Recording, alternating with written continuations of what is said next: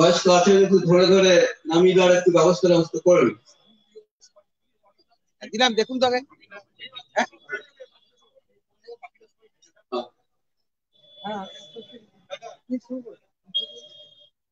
আমরা মাল্যদানের কাজ শুরু করছি।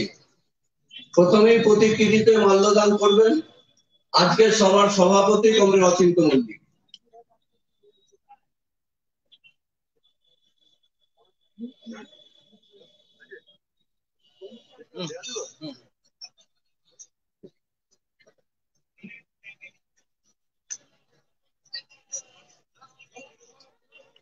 এরপর মাল্যদান করবেন আমাদের পার্টির পলিট ব্যুরো সদস্য এবং পশ্চিমবঙ্গ রাজ্য কমিটির সম্পাদক কমরেড সূর্যকান্ত মিশ্র।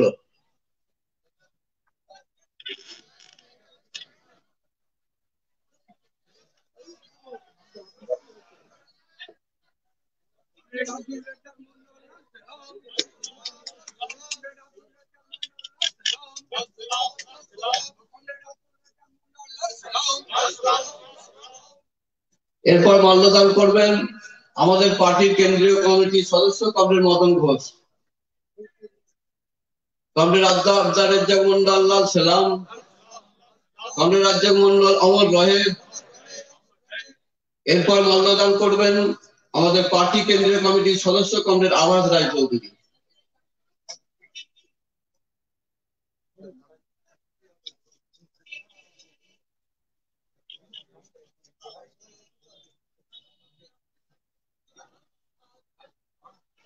এরপর কমরেড অঞ্জু কর শ্রদ্ধা জানাবেন, কমরেড অঞ্জু কর পার্টি কেন্দ্রীয় কমিটির সদস্য।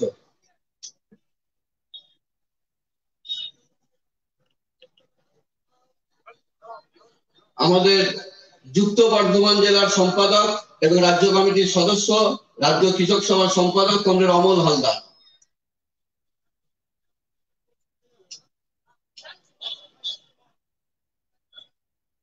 পার্টি রাজ্য কমিটির সদস্য ও পশ্চিম বর্ধমান জেলা কমিটির সম্পাদক কমরেড গৌরাঙ্গ চ্যাটার্জি।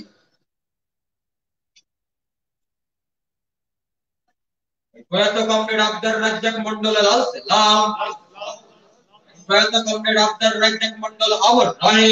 আমাদের পার্টির প্রবীণ নেতা কমরেড অরিন্দম কুমার।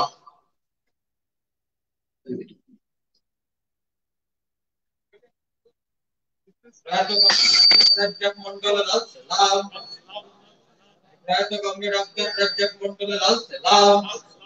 পশ্চিমবঙ্গ প্রাদেশিক কৃষক সভার সহ সম্পাদক এবং হুগলি জেলা কৃষক সভার সম্পাদক কমরেড ভক্তরাম পান।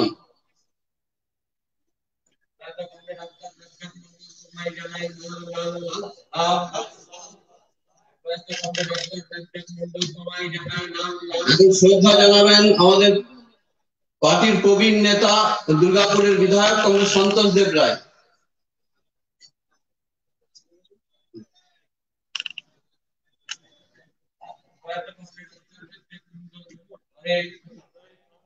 প্রয়াত কমরেড আব্দুর রাজ্জাক মন্ডল তোমায় জানাই লাল লাল লাল সেলাম। প্রয়াত কমরেড আব্দুর রাজ্জাক মন্ডল। এবার শ্রদ্ধা নিবেদন করবেন আমাদের পার্টি রাজ্য কমিটির সদস্য কমরেড সৈয়দ হোসেন। প্রয়াত কমরেড আব্দুর রাজ্জাক মন্ডল অমর রহে। প্রয়াত কমরেড আব্দুর রাজ্জাক মন্ডল লাল সেলাম। শ্রদ্ধা নিবেদন করছেন প্রবীণ নেতা কমরেড সন্তোষ দেব রায়। প্রয়াত কমরেড আব্দুর রাজ্জাক মন্ডল তোমায় জানাই লাখো লাখো লাল সেলাম। প্রয়াত কমরেড আব্দুর রাজ্জাক মন্ডল তোমায় জানাই লাখো লাখো লাল সেলাম। শ্রদ্ধা নিবেদন করবেন আমাদের প্রয়াত নেতা কমরেড আব্দুর রাজ্জাক মন্ডলের বড় পুত্র শরীফ রাজ্জাক মন্ডল। প্রয়াত কমরেড আব্দুর রাজ্জাক মন্ডল অমর রহে। প্রয়াত কমরেড আব্দুর রাজ্জাক মন্ডল ছোট ছেলে শহীদ রাজ্জাক মন্ডল, ছোট ছেলে শহীদ রাজ্জাক মন্ডল। রাজ্জাকদার কন্যা নাসিমা বেগম। আব্দুর রাজ্জাক মন্ডল লাল সেলাম। প্রয়াত কমরেড আব্দুর রাজ্জাক মন্ডল অমর রহে। ভাই আনিসুর রহমান মন্ডল। প্রয়াত কমরেড আব্দুর রাজ্জাক মন্ডল লাল সেলাম। রাজ্জাকদার ছোট ভাই সাবির আহমদ মন্ডল অমর রহে।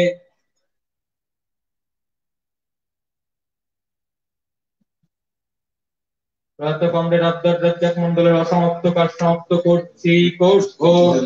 ভাইপো আব্দুল সালাম মন্ডল। প্রয়াত কমরেড আবদার রাজ্জাক মন্ডল অমর রহে। প্রয়াত কমরেড আবদার রাজ্জাক মন্ডল তোমায় জানাই লাল লাল লাল সালাম। এই স্মরণ সভায় বিভিন্ন রাজনৈতিক দলের নেতৃত্ব উপস্থিত আছেন। এরপর পরপর তারা মাল্যদান করবেন। তার পূর্বে রেজাকদার জামাতা উনি মাল্যদান করছেন। কমরেড রাজ্জাক মন্ডল লাল সালাম। প্রয়াত কমরেড আবদার রাজ্জাক মন্ডল অমর রহে। সারা ভারত ফর্ট ব্লকের কমরেড নন্দলাল পণ্ডিত। প্রয়াত কমরেড আবদার রাজ্জাক মন্ডল লাল সালাম। প্রয়াত কমরেড আবদার রাজ্জাক মন্ডল অমর সিপিআই রহে। জেলা কমিটির সম্পাদক সম্পাদিকা কমরেড কৃষ্ণা গাঙ্গুলি। প্রয়াত কমরেড আবদার রাজ্জাক মন্ডল অমর রহে। প্রয়াত কমরেড আবদার রাজ্জাক মন্ডল জানাই লাল লাল লাল সালাম। মার্ক্সবাদী ফরওয়ার্ড ব্লক নেতা এবং বিধায়ক কমরেড সমর হাজরা। প্রয়াত কমরেড আবদার রাজ্জাক মন্ডল লাল সালাম। কমরেড সমর হাজরা। প্রয়াত কমরেড আবদার রাজ্জাক মন্ডল অমর রহে। প্রয়াত কমরেড আবদার রাজ্জাক মন্ডল পশ্চিম বর্ধমান লাল সালাম। জেলার সিপিআই জেলা কমিটির সম্পাদক আর.সি. সিং তিনি শ্রদ্ধা জ্ঞাপন করে আমরা জিতেন মন্ডলকে পাঠিয়েছেন শ্রদ্ধা জানাবার জন্য। আমরা জিতেনদাকে অনুরোধ করছি শ্রদ্ধা জানান। প্রয়াত কমরেড আবদার রাজ্জাক মন্ডল তোমায় জানাই লাল লাল লাল সালাম। প্রয়াত কমরেড আবদার রাজ্জাক মন্ডল অমর রহে। এখন শ্রদ্ধা জানাবেন আমাদের পার্টির জেলা সম্পাদক মন্ডলীর সদস্য কমরেড সুকান্ত কুমার। প্রয়াত কমরেড আবদার রাজ্জাক মন্ডল অমর রহে। প্রয়াত কমরেড আবদার রাজ্জাক মন্ডল তোমায় জানাই লাল লাল লাল সালাম। প্রয়াত কমরেড আবদার গণেশ রাজ্জাক মন্ডল অমর রহে। প্রয়াত কমরেড আবদার রাজ্জাক মন্ডল অমর রহে।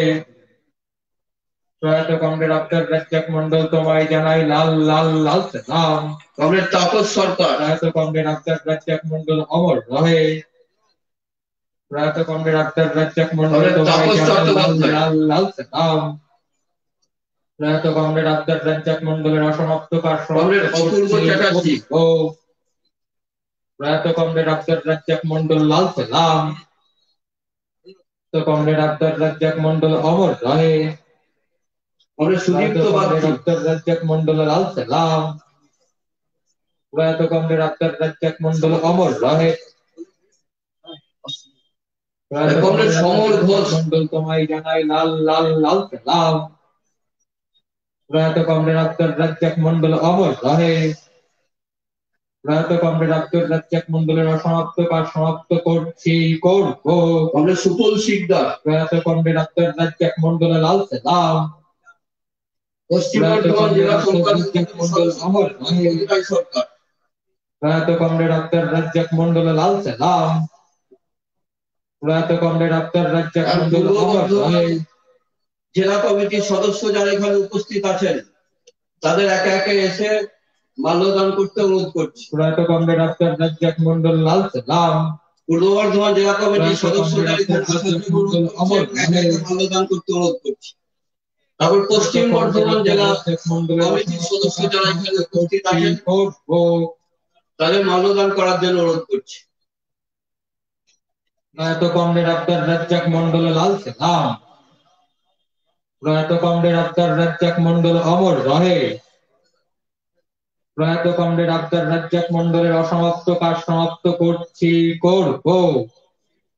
এই নেতা মোদের সাথী মোদের তোমায় জানাই লাল লাল লাল সালাম। এই নেতা মোদের সাথী মোদের তোমায় জানাই লাল লাল লাল সালাম। প্রয়াত কমরেড আবদার রাজ্জাক মন্ডল অমর রহে।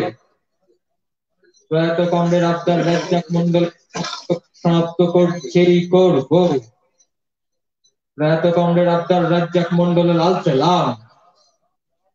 প্রয়াত কমরেড আবদার রাজ্জাক মন্ডলের অসমাপ্ত কাজ সমাপ্ত করছি করবো। প্রয়াত কমরেড আবদার রাজ্জাক মন্ডল তোমায় জানাই লাল লাল লাল সালাম। প্রয়াত কমরেড আবদার রাজ্জাক মন্ডল রহে। এই নেতা মোদের সাথী মোদের তোমায় জানাই লাল লাল লাল সালাম। এই নেতা মোদের সাথী মোদের তোমায় জানাই লাল লাল লাল সালাম। প্রয়াত কমরেড আব্দুল রাজ্জাক মন্ডল অমর রহে। প্রয়াত কমরেড আব্দুল রাজ্জাক মন্ডলের অসমাপ্ত কাজ সমাপ্ত করছি করব। প্রয়াত কমরেড আব্দুল রাজ্জাক মন্ডল অমর রহে। প্রয়াত কমরেড আব্দুল রাজ্জাক মন্ডলের অসমাপ্ত কাজ সমাপ্ত করছি করব।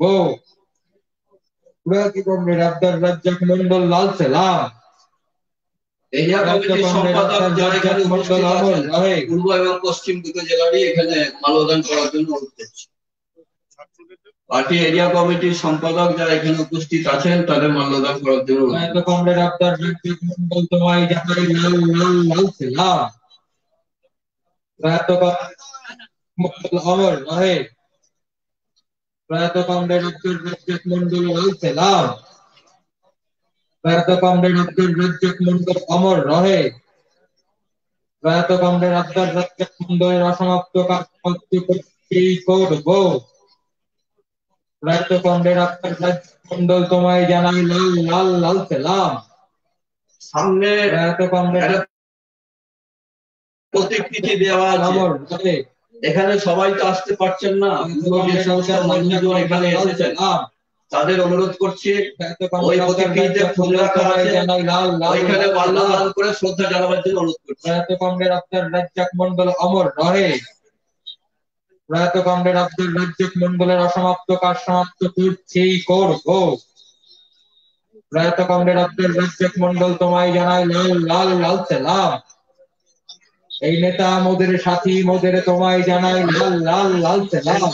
মাল্যদান করবেন জেলা সোশ্যাল মিডিয়া টিমের আহ্বায়ক কমরেড দেবপ্রসাদ মুখোপাধ্যায়। প্রয়াত কমরেড আব্দুল রাজ্জাক মন্ডল তোমায় জানাই লাল লাল লাল সালাম। প্রয়াত কমরেড আব্দুল রাজ্জাক মন্ডল অমর জেলা রহে। দপ্তরের কমরেড গৌরহরি দত্ত এবং অন্যান্য যারা আছেন তাদের মাল্যদান করার জন্য অনুরোধ করছি। প্রয়াত কমরেড আব্দুল রাজ্জাক মন্ডল লাল সালাম। প্রয়াত কমরেড আব্দুল রাজ্জাক মন্ডল অমর রহে। প্রয়াত কমরেড আব্দুল রাজ্জাক মন্ডলের অসমাপ্ত কাজ সমাপ্ত করছি করব। প্রয়াত কমরেড আব্দুল রাজ্জাক মন্ডল লাল সালাম। মাল্যদান করার জন্য অনুরোধ প্রয়াত করছি। কমরেড আব্দুল রাজ্জাক মন্ডল তোমায় জানাই লাল লাল লাল সালাম। প্রয়াত কমরেড আব্দুল রাজ্জাক মন্ডল অমর রহে। বিভিন্ন গণসংগঠনের নেতৃত্ব একটু সামনে আসুন, পরপর মাল্যদান করুন। সিআইটিউর জেলা সভাপতি কুমারগঞ্জ জেলা সভাপতি কমরেড উত্তম চ্যাটার্জি। প্রয়াত কমরেড আব্দুল রাজ্জাক মন্ডল অমর রহে। মহিলাপুর প্রয়াত কমরেড জেলা রাজ্জাক সম্পাদিকা মন্ডল কমরেড তোমায় সুকান্ত জানাই ব্যানার্জি। লাল লাল লাল সালাম। প্রয়াত কমরেড আব্দুল রাজ্জাক মন্ডল অমর রহে। ভারতীয় গণতান্ত্রিক যুব ফেডারেশনের জেলা নেতৃত্ব কমরেড চন্দন ভট্টাচার্য। প্রয়াত কমরেড আব্দুল রাজ্জাক মন্ডল লাল সালাম। ছাত্র জেলা সম্পাদক এসএফআই জেলা সম্পাদক অনির্বাণ রায়চৌধুরী। রাজ্জাক মন্ডল অমর রহে। এবিটি এর জেলা সম্পাদক কমরেড সুদীপ্ত মন্ডল লাল গুপ্ত। সালাম। প্রয়াত কমরেড আব্দুল রাজ্জাক মন্ডল অমর রহে। কংগ্রেস পক্ষে কমরেড দুর্লভ মল্লিক। আদিবাসী অধিকার মঞ্চ কমরেড সুরেন হেমব্রম। আদিবাসী লোকশিল্পী সংঘ কমরেড কাজল রায়। এছাড়া পশ্চিম বর্ধমান জেলা কৃষক সভার জেলা সম্পাদক এখানে উপস্থিত আছেন, মিঠু তার মাল্যদান করার জন্য অনুরোধ করছি। প্রয়াত কমরেড রেজ্জাক মন্ডল অমর রহে। প্রয়াত কমরেড রেজ্জাক মন্ডল লাল সালাম। প্রয়াত কমরেড রেজ্জাক মন্ডল তোমার অসমাপ্ত কাজ আমরা সমাপ্ত করবই করব। প্রয়াত কমরেড রেজ্জাক মন্ডলের অসমাপ্ত কাজ আমরা সমাপ্ত করবই করব। প্রয়াত কমরেড রেজাক ডার সহকর্মী বন্ধু মাহবুবুল হক চাচা এই মাল্যদান করবেন। মন্ডল অমর রহে। প্রয়াত কমরেড রেজ্জাক মন্ডল লাল সালাম। প্রয়াত কমরেড রেজ্জাক মন্ডল তোমায় জানাই লাল লাল লাল সালাম। প্রয়াত কমরেড আব্দুল রাজ্জাক মন্ডল অমর রহে। সামনের প্রতিকৃতিতে যারা মাল্যদান করতে চান সবার চলবে। সামনে প্রতিকৃতি আছে, ওখানে ফুল আছে, ওইখানেই মাল্যদান করতে পারেন বা শ্রদ্ধা জানাতে পারেন। এই সামনের পোর্শনটা সরে যাওয়ার জন্য আমরা অনুরোধ করছি, সবার কাজ শুরু হবে। এই সামনেটা ফাঁকা করে দেওয়ার জন্য অনুরোধ করছি, সামনেটা একটু ফাঁকা করে দেন। ওইখানে প্রতিকৃতি আছে, যারা শ্রদ্ধা জানাতে চান ওইখানে ফুল রাখা আছে, ওই ফুল নিয়ে ওইখানে শ্রদ্ধা জানিয়ে দেওয়ার জন্য অনুরোধ করছি। অনেক সাধারণ মানুষ এসছেন যারা বিদ্যাকে ভালোবাসতেন, এমন অনেক মানুষ এসেছেন, তাদের অনুরোধ করছি সামনে মালা দেওয়ার, শ্রদ্ধা জানাবার পৃথক জায়গা আছে, রাস্তার ধারে ছবি আছে, প্রতিকৃতি আছে, সেইখানে মাল্যদান করার জন্য অনুরোধ করছি।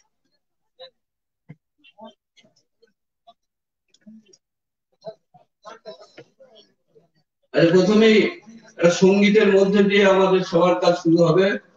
এই সঙ্গীত পরিবেশন করবেন অদিতি বোস, আমি তাকে গান গাইবার জন্য অনুরোধ করছি।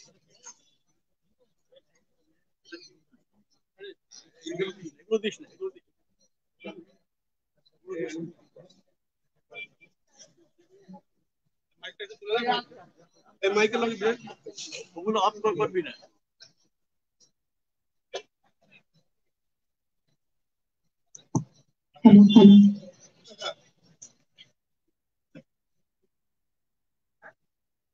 উপস্থিত কমরেডস ও সমবেত বন্ধুগণ, সকলকে আমার শ্রদ্ধা। প্রয়াত কমরেড রাজ্জাক মন্ডলের প্রতি আমি আমার শ্রদ্ধা জ্ঞাপন করে একটি গান পরিবেশন করছি।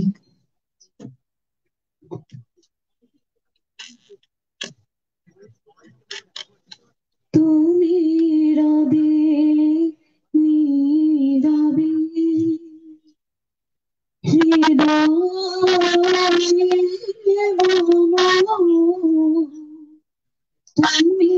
রবে নীরবে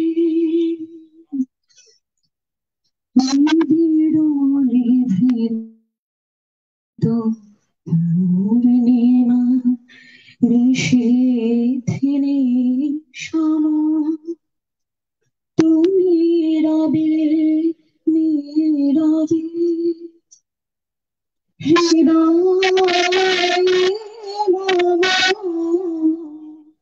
তুমি রবে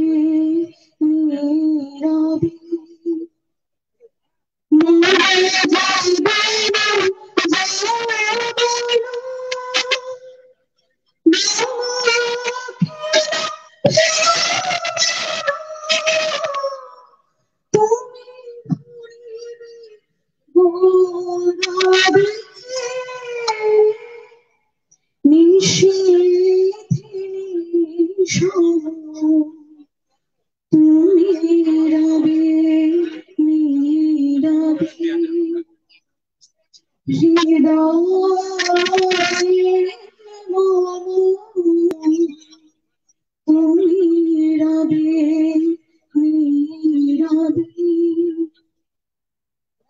জাগিবে কাকে তবু করুণা আঁখি, তব অঞ্চল ছায়া রহিবে ঢাকি, জাগিবে কাকে তবু করুণা আঁখি, তব অঞ্চল ছায়া রহিবে ঢাকি,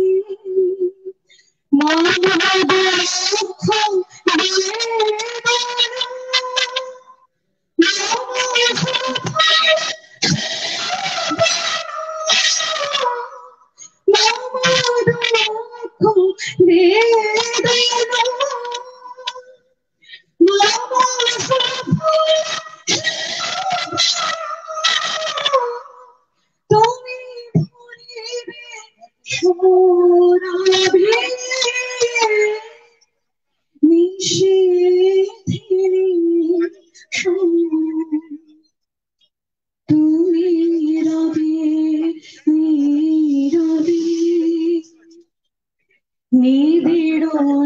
প্রথিত পূর্ণিমা নিশীথিনী সম তুমি রবে নীরবে হৃদয়ে মম তুমি রবে নীরবে। ধন্যবাদ।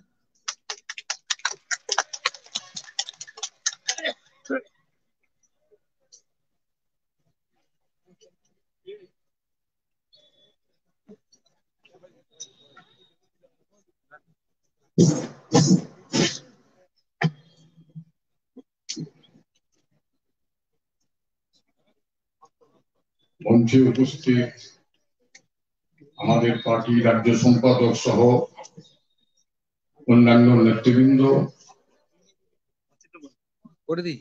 আমার সহকর্মীগণ, আজকে এখানে রেজাকদার স্মরণ সভায় সমবেত কমরেডগণ, বন্ধুগণ, মা বোনেরা এবং সুধীবৃন্দ, আমি প্রথমেই আমাদের পার্টি জেলা কমিটির পক্ষ থেকে আজকে যারা রেজাকদাকে শ্রদ্ধা জানাবার জন্য এই স্মরণ সমাবেশে উপস্থিত হয়েছেন তাদের সকলকে অভিনন্দন জানাই, ধন্যবাদ জানাই। রেজাকদা বেশ কিছুদিন ধরে অসুস্থতার মধ্যে চলছিলেন। কার্যত এই মার্চ মাসের পর থেকে, মানে করোনা আবহাওয়া শুরু হওয়ার পর থেকে আমাদের রাজ্যে শরীরটা মাঝে মাঝে অসুস্থ হয়ে পড়ছিল।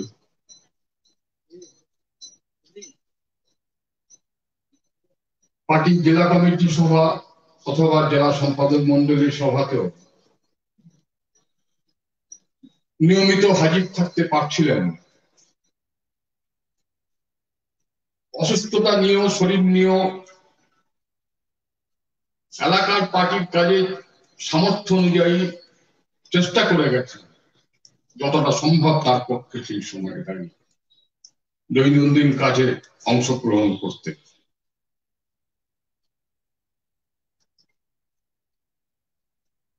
পরবর্তীতে অনেকদিন ধরেই তিনি ডায়াবেটিসে ভুগছিলেন আমরা জানি।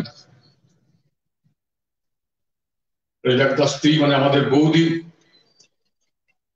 দীর্ঘদিন ধরেই তার কিডনির অসুখের কারণে ডায়ালিসিস নিতে হচ্ছিল। তার জন্য রেজাকদার দুশ্চিন্তার শেষ ছিল না। রেজাকদার ডায়াবেটিস থেকে আরো কিছু খুচরো অসুখ সঙ্গে ছিল। কিডনির সমস্যা দেখা দেবে এইভাবে যাতে রেজাকদাকেও ডায়ালিসিসে যেতে হয়। কলকাতায় এক বেসরকারি হাসপাতালে ডায়ালিসিস করেন, তারপর এখানে ফিরে আসেন, সুস্থই ছিলেন, অসুস্থ হয়ে পড়েন, আপনারা জানেন। কিন্তু এভাবে রেজাকদাকে যদি বলেন তার চলে যাওয়া, তার মৃত্যু আমাদের কাছে একেবারেই অপ্রত্যাশিত, খুবই আকস্মিক। এক বড় ক্ষতির মুখে আমাদের জেলা পার্টি। রেজাকদা যেভাবে জেলা পার্টির খুঁটিনাটি কাজ এবং সামগ্রিকভাবে গণ আন্দোলন, শ্রেণী আন্দোলন গড়ে তোলার ক্ষেত্রে নেতৃত্বে যে উদাহরণ আমাদের সামনে রেখে গেছিলেন, সেই ফাঁক পূরণ করা আমাদের পক্ষে অনেকটাই কষ্টসাধ্য। কিন্তু সবাই মিলে আজকে রেজাকদার এই স্মরণ সভায় দাঁড়িয়ে সেই শপথই তো নিতে হবে। যে রেজাকদার অনুপস্থিতি আমাদের যে ফাঁক শূন্যতা আমাদের সংগঠন আন্দোলনের কাজে তৈরি করছে, তাকে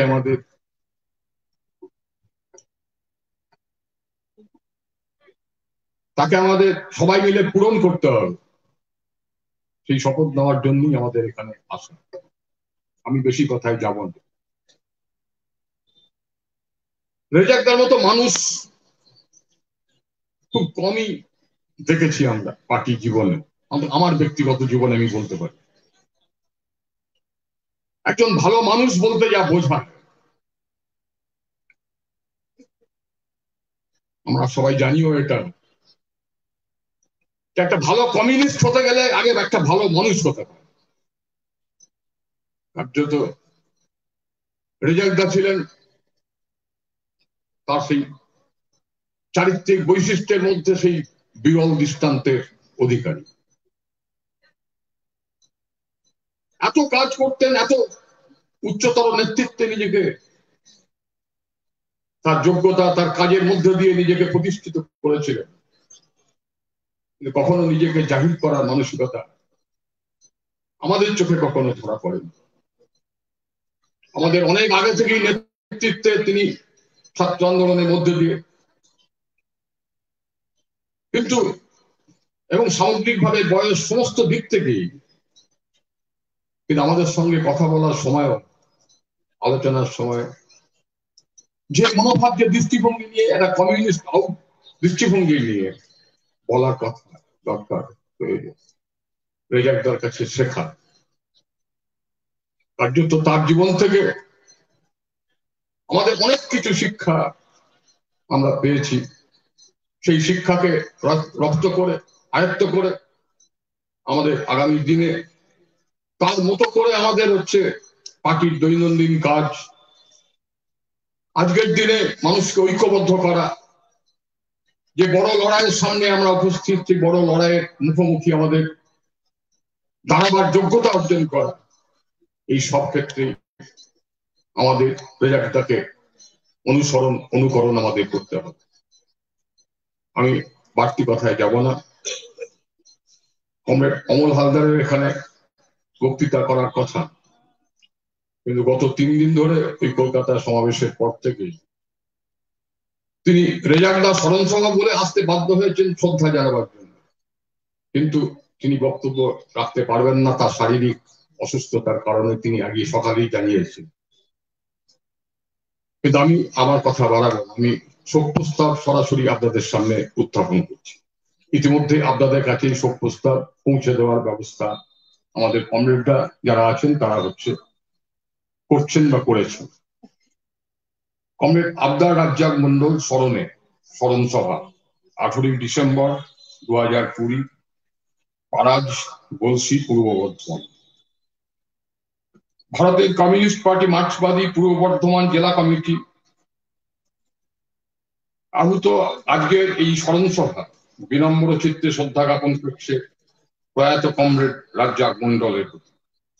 কমরেড আবদার রাজ্জাক মন্ডল কোভিডে আক্রান্ত হয়ে গত 25শে নভেম্বর 2020 দুর্গাপুরের এক বেসরকারি হাসপাতালে রাত্রি 10:20 জীবনাবসান ঘটেছে। তিনি বেশ কিছুদিন ধরেই কিডনি ও সুগারের রোগে ভুগছিলেন। 73 বছর বয়সে তার এই আকস্মিক প্রয়াণে আমরা গভীরভাবে শোকাহত, মর্মাহত। কমরেড আবদার রাজ্জাক মন্ডল অবিভক্ত বর্ধমান জেলার ও বর্তমানে পূর্ব বর্ধমান জেলার পার্টির জেলা সম্পাদক মন্ডলীর সদস্য ছিলেন। তিনি কৃষক ফ্রন্টে রাজ্যের অগ্রণী নেতৃত্ব ছিলেন।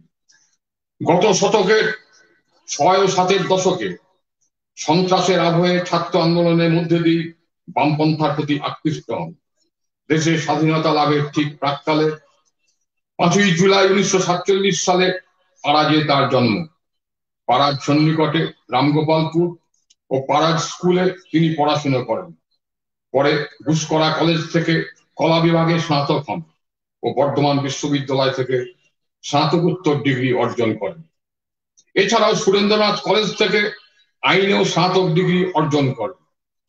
সাধারণভাবে ধনী কৃষক পরিবারে জন্মগ্রহণ করলেও তৎকালীন কৃষক আন্দোলন ও গণ আন্দোলনের প্রবাহে তিনি কলেজের ছাত্র ফেডারেশনের কাজে নিজেকে নিযুক্ত করেছিলেন। অত্যন্ত তাৎপর্যপূর্ণ 70 দশকের শুরুতে সন্ত্রাসের দুর্যোগপূর্ণ পরিবেশে ঘুষকরা কলেজে ছাত্রদের স্বাভাবিক নেতা ছিলেন এবং 1969-70 সালে ঘুষকরা কলেজে ছাত্র সংসদের সাধারণ সম্পাদক নির্বাচিত হয়েছিলেন। এই পরিবেশে তিনি 1973 সালে ভারতের ছাত্র ফেডারেশনের বর্ধমান জেলা সম্পাদক হন। 1969 সালে তিনি পার্টির সদস্য পদ অর্জন করেছিলেন। বামফ্রন্ট সরকার আসার পর তিনি কয়েক বছর বর্ধমান কোর্টে আইনজীবী হিসাবে কাজ শুরু করেন, কিন্তু এই পেশায় নিজেকে নিয়োজিত না করে তিনি পার্টির সর্বক্ষণের কর্মী হিসাবে আত্মনিয়োগ করেন। 1984 সালে তিনি পার্টির লোকাল কমিটির সম্পাদক, 1995 সালে বুদবুদ-গলসি জোনাল কমিটির সম্পাদক এবং জেলা কমিটির সদস্য নির্বাচিত হয়েছিলেন। ধীরে ধীরে তিনি পার্টির সাংগঠনিক কাজের সাথে কৃষকদের মধ্যে কাজ শুরু করেছিলেন। ক্রমান্বয়ে অবিভক্ত বর্ধমান জেলার কৃষক ফ্রন্টের তিনি স্বাভাবিক নেতায় পরিণত হন। 2006 সালে তিনি জেলা কৃষক সভার সম্পাদক ছিলেন। তিনি প্রাদেশিক কৃষক সভার সহসভাপতি ও সর্বভারতীয় ক্ষেত্রে সিকেসির সদস্য ছিলেন। 2001 সালে পার্টির জেলা সম্পাদক মন্ডলীর সদস্য নির্বাচিত হয়েছিলেন। 1977 সালে রাজ্যে বামফ্রন্ট সরকার প্রতিষ্ঠার পর 1978 সালে প্রথম ত্রিস্তর পঞ্চায়েত নির্বাচনে জেলা পরিষদের সদস্য হিসাবে নির্বাচিত হন এবং এলাকার উন্নয়নে গুরুত্বপূর্ণ ভূমিকা পালন করেন। গলসিতে মহাবিদ্যালয় প্রতিষ্ঠার ক্ষেত্রেও তার অবদান ছিল। অবিভক্ত জেলায় কৃষক ফ্রন্ট ছাড়াও তিনি সমবায় আন্দোলন ও সংগঠন গড়ে তোলার প্রশ্নে অত্যন্ত দায়িত্বশীল ও গুরুত্বপূর্ণ ভূমিকা পালন করেছিলেন। মার্ক্সবাদ ও লেনিনবাদের প্রতি তার অবিচল আস্থা ও বিশ্বাস ছিল দীর্ঘ। শ্রেণী সংগ্রামের প্রতি তার গভীর মমত্ববোধ ছিল বলেই তিনি অবিভক্ত বর্ধমান জেলায় সর্বাপেক্ষা বিশ্বস্ত শ্রেণী নিজের মিত্রের অংশ আদিবাসী সম্প্রদায়ের মধ্যে কাজ করতে পছন্দ করতেন। সামাজিক ন্যায় মঞ্চ, আদিবাসী অধিকার মঞ্চের সংগঠক ছিলেন তিনি। তার সুদক্ষ পরিচালনায় অবিভক্ত বর্ধমান জেলা ও আমাদের জেলাতে এই দুই ক্ষেত্রে খুবই অগ্রগতি ঘটেছে। এছাড়াও বর্তমান সময়ে আওয়াজ এই মঞ্চ তৈরিতে তিনি গুরুত্বপূর্ণ ভূমিকা নিয়েছিলেন। জেলার গণতান্ত্রিক আন্দোলনের বিকাশে বাম ঐক্য সুদৃঢ় রাখতে বামফ্রন্টের বিভিন্ন শরিক দলগুলির সাথে তার নিবিড় ঘনিষ্ঠ সম্পর্ক ছিল অত্যন্ত ইতিবাচক। কৃষক ও শ্রমজীবী মানুষের ঐক্য সাধনে, গণতন্ত্র রক্ষায়, সাম্প্রদায়িক সম্প্রীতির প্রশ্নে তার এই বিপ্লবী জীবনধারা নিঃসন্দেহে স্মরণীয় হয়ে থাকবে। বর্তমান এই অস্বাভাবিক ও জটিল পরিস্থিতির সময় কমরেড আবদার রাজ্জাক মন্ডলের মৃত্যু আমাদের জেলার গণ আন্দোলনের ক্ষেত্রে এক অপূরণীয় ক্ষতি। ভারতের কমিউনিস্ট পার্টি মার্ক্সবাদী পূর্ব বর্ধমান জেলা কমিটি আহূত আজকের এই স্মরণ সভা গভীর শ্রদ্ধার সাথে কমরেড আবদার রাজ্জাক মন্ডলের সংগ্রামী জীবনকে স্মরণ করছে। আমাদের জেলা বীর সেনানী প্রতি বিনম্র শ্রদ্ধা এবং তার স্ত্রী, দুই পুত্র, কন্যা সহ পরিবারের সকল সদস্য এবং শুভানুধ্যায়ীদের এই স্মরণ সভা সমবেদনা জ্ঞাপন করছে। কমরেড আবদার রাজ্জাক মন্ডল, লাল সালাম। কমরেড আবদার রাজ্জাক মন্ডল অমর রহে, ভারতের কমিউনিস্ট পার্টি মার্ক্সবাদী পূর্ব বর্ধমান জেলা। আমি আজকে যারা এখানে রয়েছেন সকলের কাছে অনুরোধ করব রেজাউদ্দার স্মৃতির প্রতি শ্রদ্ধা জানাতে সবাই উঠে দাঁড়িয়ে কিছুক্ষণ নিরবতা পালন।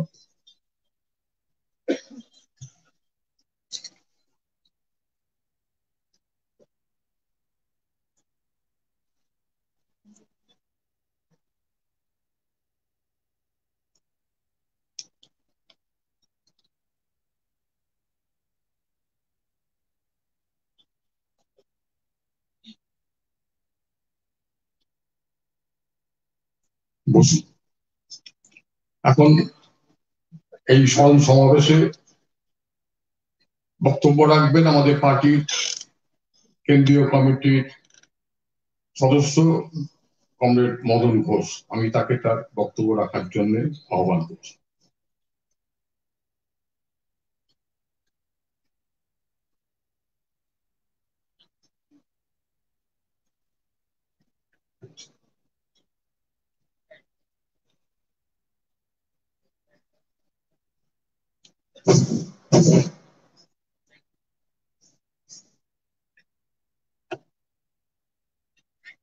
কংগ্রেস সভাপতি, মঞ্চে উপবিষ্ট নেতৃবৃন্দ, উপস্থিত মা বোনেরা, বন্ধুগণ এবং কমরেড, আমি শুরুতেই আমার ভ্রাতৃপ্রতিম কমরেড রাজ্জাকের স্মৃতির প্রতি শ্রদ্ধা নিবেদন করছি এবং তার পরিবার পরিজনকে সমবেদনা জ্ঞাপন করছি। আমার সঙ্গে রেজাকের পরিচয় ঘটিয়ে দিয়েছিলেন প্রয়াত নেতা কমরেড মাহবুব জাহেদ এবং তারপর কমরেড শ্রীধর মালিকের সঙ্গে তিনি এসে নিরূপম এবং আমার সঙ্গে দেখা করেন। যাই হোক, আপনারা সব প্রস্তাবে শুনলেন যে রেজাক ছাত্র আন্দোলনের মধ্য দিয়ে কাজ শুরু করেছিল। ঘুষকরা কলেজের ছাত্র সংসদের সাধারণ সদস্য, সাধারণ সম্পাদক নির্বাচিত হয়েছিল এবং পরবর্তীকালে তার পাঠ জীবন চলেছিল। রেজাক ছিল একজন দক্ষ সংগঠক এবং আমরা যারা সংগঠনে কাজ করি আমরা অনেক সময়তেই অনেকে কান দিয়ে দেখি, চোখ দিয়ে দেখি না। অর্থাৎ অপরের কথা, মাটির কথা, সাধারণ মানুষের দুঃখ দুর্দশা যন্ত্রণার কথা, এগুলো আমাদের কাছে বেশিরভাগ ক্ষেত্রে পৌঁছায় আমাদের সহকর্মীদের মাধ্যমে। কিন্তু রেজাকের যে চারিত্রিক বৈশিষ্ট্য ছিল, সে মাটির কাছাকাছি কান রেখে চলত। বেশ তো ছিল, ঠিক মাটির কাছাকাছি তার খানটা ছিল। ওখান থেকেই আমাদের ব্যক্তিগত আলোচনাতে, কমিটি মিটিংয়ে রেজাক সে কথাগুলোকে তুলে ধরত এবং এই যে মাটির কাছাকাছি থাকা, মানুষের আপনজন হওয়া, এটা ছিল রেজাকের একটা চারিত্রিক বৈশিষ্ট্য। এবং সংগঠনের দায়িত্ব পালনের ক্ষেত্রে তার ছিল একটা বিশেষ দক্ষতা।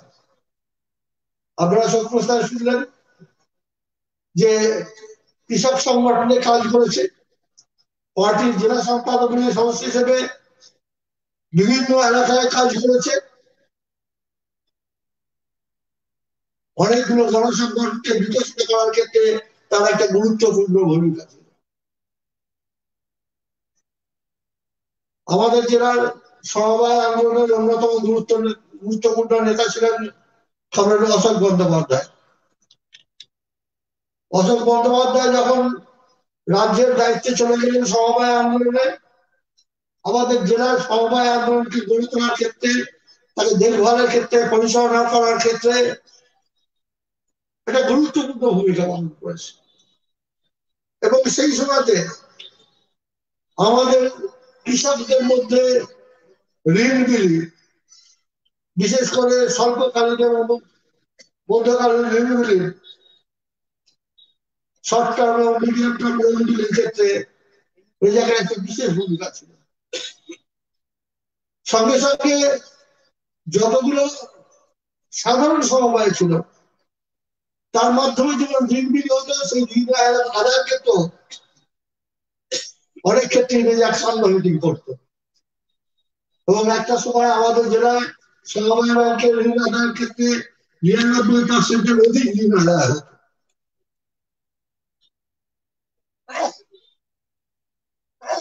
তার কাজ ছিল খুব চওড়া, যে কোনো দায়িত্ব দেন রেজাক অস্বীকার করত। আপনারা শুনলেন রাজনৈতিক ক্ষেত্রে সহযোগী দলগুলোর সঙ্গে আলোচনা বিভিন্ন গণফ্রন্টকে গড়ে তোলা, তাকে পরিচালনা করা, তাকে নেতৃত্ব দেওয়া, এই সমস্ত ক্ষেত্রে রেজাকের এই যে ভার বহন, অনেকগুলো ক্ষেত্রে কাজ করা, এবং তার সঙ্গে অতীতে জোনাল কমিটি, পরবর্তীকালে জোনাল কমিটি এবং তারপর এরিয়া কমিটি, তার দায়িত্ব পালন করার ক্ষেত্রে হচ্ছে যে রেজাকের অপার দক্ষতা আমি দেখেছি। আমাদের জেলায় যখন রেজাক এই দুর্গতি লোকাল কমিটির সম্পাদক হয়, তখন এই লোকাল কমিটি দেখার দায়িত্ব ছিল নিরুপমের, কিন্তু মাঝে মাঝে আমাকেও সেখানে আসতে হতো। পরবর্তীকালে যখন জোনাল কমিটি হয়, এই জোনাল কমিটির সম্পাদকের দায়িত্ব পালন করেছেন রেজাক, এবং সেই সময়তে কার্যত ধারাবাহিকভাবে আমাকে আসতে হয়েছে। এবং পার্টিকে পরিচালনা করা, পার্টিকে গড়ে তোলা, পার্টির বিস্তার ঘটলো, বিভিন্ন গণফ্রন্টকে গড়ে তোলা, তার বিস্তার ঘটলো, এই সমস্ত ক্ষেত্রে তার একটা বিরাট ভূমিকা ছিল।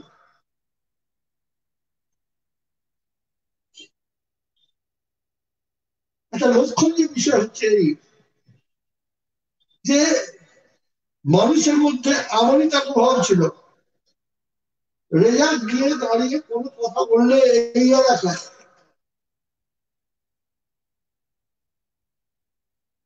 যুক্তি দিয়ে যখন বলতো, তখন মানুষ সেটাকে গ্রহণ করতেন। এবং পরবর্তীকালে এমনও ঘটেছে যে ও তো আমরা জানি না, ওই হিটুকে জিজ্ঞেস করো, ও বলে দেবে, ও যা বলবে সেইটি আমরা করবো। এইরকম ছিল মানুষের তার উপরে আস্থা। আমাদের সমস্যা হয়ে গেল রেজাক চলে যাওয়া। সমস্যাটা এই কারণেই আজকে দেশ জুড়ে রাজনৈতিক ক্ষেত্রে, সামাজিক ক্ষেত্রে যে আক্রমণ নেমে আসছে, শ্রমিক, কৃষক, ছাত্র, যুব, মহিলা, শিক্ষা, সংস্কৃতি সব ক্ষেত্রে আক্রমণ নেমে আসছে, সেই আক্রমণগুলোকে মোকাবেলা করার জন্য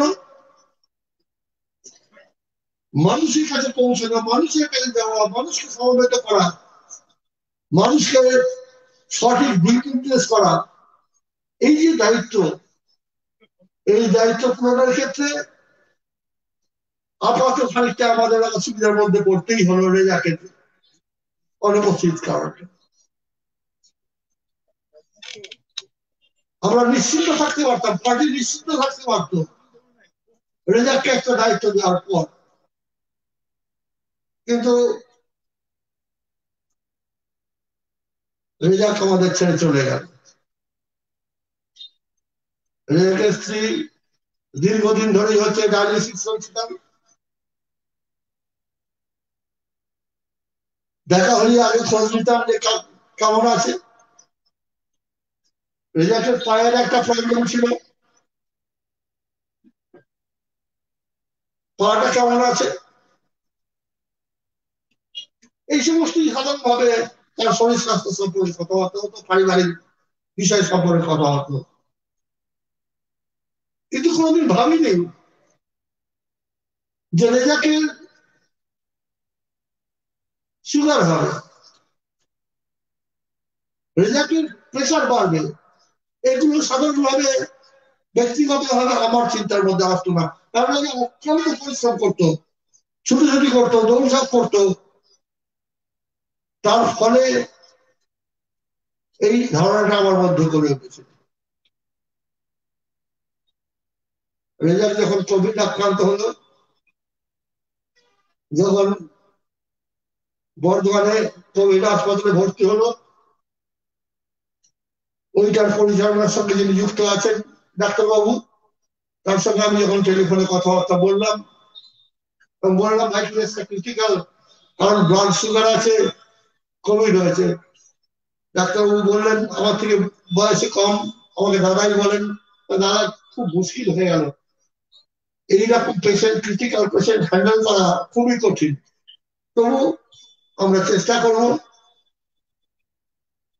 ওখানেও হসপিটালে কয়েকদিন রেজাকের সাথে কথা বললাম, সুস্থ হয়ে বাড়ি ফিরলো, সেখানেও কথাবার্তা বললাম।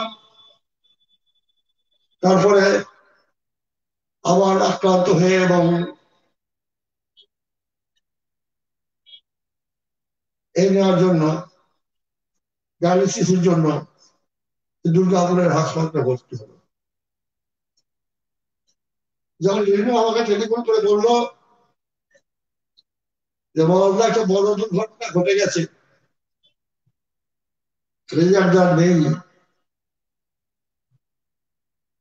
তখন সত্যি আমি ভাবতে পারিনি যে এরকমটা ঘটে যাবে।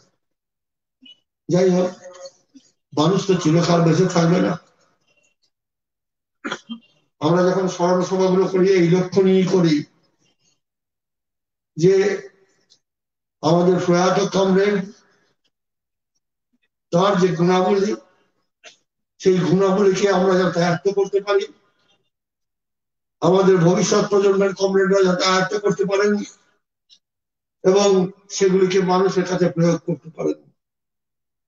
আজকে মানুষকে বিভ্রান্ত করার যে নানা প্রচেষ্টা চলছে, সেই প্রচেষ্টা থেকে মানুষের মুখকে যদি সঠিক রাস্তায় পরিচালিত করতে হয়, মানুষকে যদি সঠিক দিশা দেখাতে হয়, তাহলে পরে মানুষের কাছে যাওয়াটাই হচ্ছে যে আমাদের প্রধান কাজ।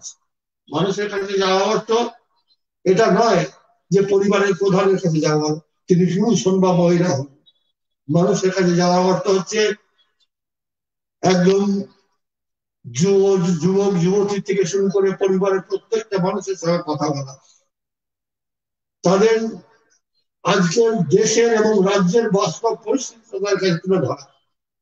এটা হচ্ছে আজকের দিনের প্রধান কাজ এবং আশা করি যে সেই কাজ করার মধ্য দিয়েই আমরা আমাদের পরবর্তী প্রজন্মের যারা পার্টি এবং গণফ্রন্টে এসছেন তারা সকলে মিলে আমরা সেই কাজ করতে পারবো এবং তার মধ্য দিয়ে আমরা রেজাকের স্মৃতিকে আরো উজ্জ্বলতা করতে পারবো।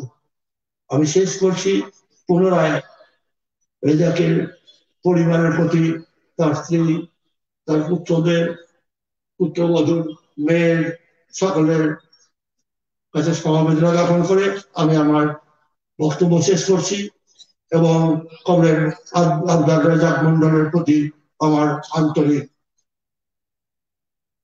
শ্রদ্ধা জানাচ্ছি, সালাম জানাচ্ছি। কমরেড রেজাক মন্ডল জিন্দাবাদ।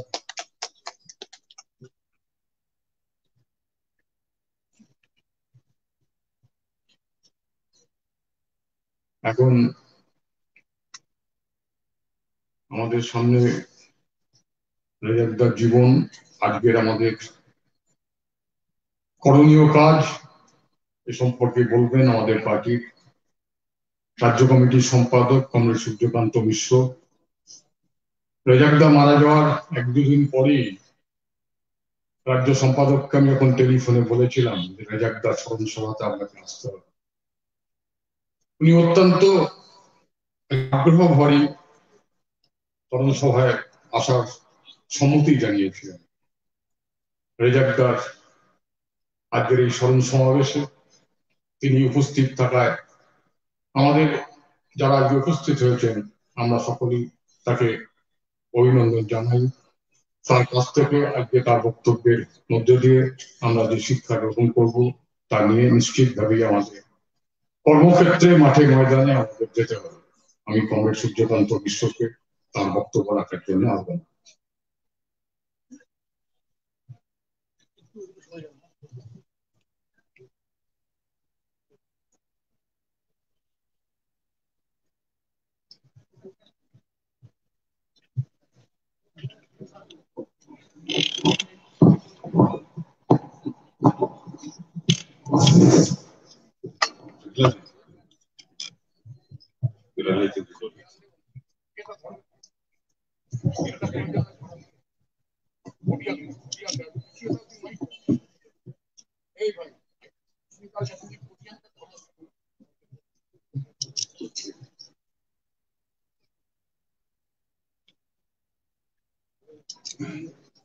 সাথী সভাপতি মঞ্চে উপস্থিত নেতৃবৃন্দ, উপস্থিত সাথী বন্ধু বোনেরা ও ভাইয়েরা, আমি প্রথমে আমাদের দীর্ঘদিনের সহকর্মী, পার্টির নেতা, কৃষক আন্দোলনের নেতা কমরেড আব্দার রাজ্জাক মন্ডল, তার স্মৃতির উদ্দেশ্যে আমার গভীর শ্রদ্ধা জানাচ্ছি। তার পরিবার পরিজন আর বৃহত্তর পরিবার, কমিউনিস্টদের পরিবার খালি নিজের পরিবার না, ছেলে মেয়েরা, তার স্ত্রী, জামাই ইত্যাদি এসব নিয়ে যা হয়, ছেলে পুলে নাতি পাতি এইসব নিয়ে, এটা আমাদের নিজেদের পরিবার আছে, কিন্তু কমিউনিস্টদের পরিবার অনেক বড়, বৃহত্তর পরিবার। কমরেড রাজ্জাকদা বলে যারা ডাকতেন, ভাইয়ের মতোই তো ডাকতেন। আমাদের কাছাকাছি বয়স যাদের, আমরা রাজ্জাক সাহেব বলতাম, আমি তাই বলতাম, আর যারা বড় তাকে তার তো নাম ধরেই ডাকতেন। এই বৃহত্তর পরিবারের আপনারা যারা এখানে সমবেত হয়েছেন, তাদের সবাইকে আমাদের পার্টির চর্চা কমিটির পক্ষ থেকে আমি সমবেদনা জানাচ্ছি। এবং আমি আপনাদের রাজ্জাকদের কাছ থেকে যা শিখেছি, আমাদের কমরেডরা যেরকম বলেছেন নেতৃবৃন্দ, সেগুলো যতদূর সম্ভব পুনরাবৃত্তি না করে কয়েকটা কথা বলে আজকের পরিস্থিতি, দেশ, দুনিয়া, রাজ্য, এ নিয়ে দু চারটা কথা বলব। আমি বললাম যে রাজ্জাক সাহেবের সঙ্গে আমার পরিচয় হচ্ছে কৃষক আন্দোলনের সংগঠন, তার মধ্য দিয়ে সারা ভারত কৃষক সভায় আমাদের রাজ্য কমিটিতে যাবে তিনি সদস্য হয়েছেন, এবং বর্ধমান জেলার যখন রিপোর্ট করতেন রাজ্য কমিটিতে, তখন আমরা অনেকেই উৎসুক হয়ে শুনতাম, কারণ কাজের রিপোর্ট করা এটা সবাই সব একরকম করে, কেউ একটু বাড়িয়ে পড়ে কি হচ্ছে, কেউ একটু কমিয়ে পড়ে, আর কেউ অল্প কথায় ঠিক সময় সবটা গুছিয়ে বলতে পারে, যার থেকে অন্যেরা শিক্ষিত হয়। অভিজ্ঞতা কি আমরা বিনিময় করে শিখি, সব বইতে লেখা নেই, সব কোনো শাস্ত্রে লেখা নেই, খালি পড়াশোনা করেই সব হয়। প্রত্যেক দিন পড়াশোনা হচ্ছে মানুষের কাছ থেকে শেখা, এবং সেইটা দিয়ে আমাদের শিক্ষা সমৃদ্ধ, অভিজ্ঞতা বাড়ে। তার রিপোর্ট হচ্ছে সেরকম একটা বিষয়। এই যে একটা ঘটনা বলা, বর্ণনা করা, শুধু তাই না, একটা প্রস্তাব দেওয়া। সমস্যা আমরা অনেকেই বলতে পারি, সমস্যা বলাটা যথেষ্ট, সমস্যার সমাধান কি করে হবে সেটা বলতে, বিকল্প করতে, সেইটা তিনি পারেন। রিপোর্ট করলেন, তারপরে প্রস্তাব দিত, এই এই আমরা করছি, আমাদের মনে হয় এই করতে হবে। এটা আমাদের রাজ্য স্তরের সভায় তিনি যেখানে নিচে কাজ করতেন, তা তো আমি বিশেষ বলতে পারবো না, কিন্তু এটা বুঝতে পারতাম যে তিনি মাটির সঙ্গে তার যোগ, সেইটাই যেটা আমাদের নেতারা বলেছেন, মাটির সঙ্গে সম্পর্ক হচ্ছে সেটাই। কারণ যে মানুষের কাছ থেকে শেখে নেয় সে বেশি কিছু বলতে পারে, তার শিক্ষা অসমাপ্ত হয়ে যায়। মানুষের অভিজ্ঞতা নিয়েই তো আমাদের অভিজ্ঞতা, দৈনন্দিন জীবনের অভিজ্ঞতা, লড়বার অভিজ্ঞতা, আক্রমণ বলে তাকে প্রতিরোধ করবার অভিজ্ঞতা, গড়ে তোলবার অভিজ্ঞতা। আমরা নেতিবাচক নই, খালি না না না করি না, আমরা ইতিবাচক, খালি ভাঙাভাঙি করো তার পক্ষে আমরা না, গড়তে হয় তিল তিল করে। সরকারে থাকি বা না থাকি তাতে কিছু যায় না আসে। এই যে দৃষ্টিভঙ্গি, এইসব অভিজ্ঞতা থেকেই রিপোর্ট তৈরি হয়, প্রস্তাব তৈরি হয়। কোনো কোনো সময় আমরা একটা কি করবো তা নিয়ে বিতর্ক করি, এ বলে এইরকম করলে ঠিক হবে, ও বলে এইরকম করলে ঠিক হবে। তখন কারো কারোর দিকে আমাদের তাকাতে হয়, আচ্ছা উনি কি বলছেন, কি ইনি কি বলছেন, বিশেষ কারোর দিকে তাকাতে হয়। রাজ্জাক সাহেব সেরকম, যার দিকে তাকাতে, যার কথা আচ্ছা আপনি কি ভাবছেন বলুন। তিনি হয়তো আকবরিয়ে কথা বলছেন না, আছেন বসে, কিন্তু